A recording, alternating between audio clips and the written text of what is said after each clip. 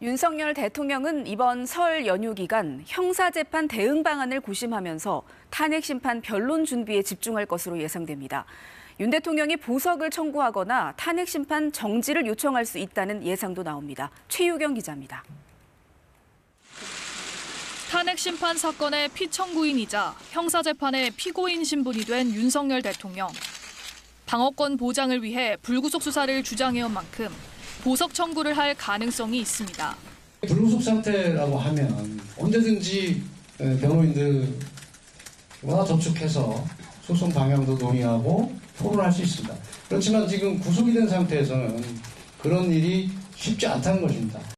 이 경우 법원은 증거인멸 우려 등을 보석 청구 인용 여부에 고려할 것으로 보입니다.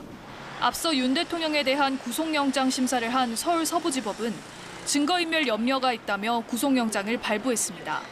보석 청구 대신 윤 대통령은 탄핵 심판 정지를 요청할 수도 있습니다. 헌법재판소법 51조는 탄핵 심판 청구와 같은 사유로 형사소송이 진행되고 있는 경우 심판 절차를 정지할 수 있다고 정하고 있습니다.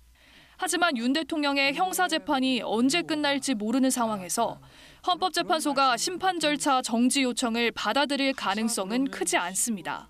탄핵이라는 것은 국정의 공백 상태를 가져오는 것으로서 사안이 다른 사건에 비해서 현재의 중대한 점에 비추어서 형사소추되었음을 이유로 탄핵 재판이 중지될 것이라고는.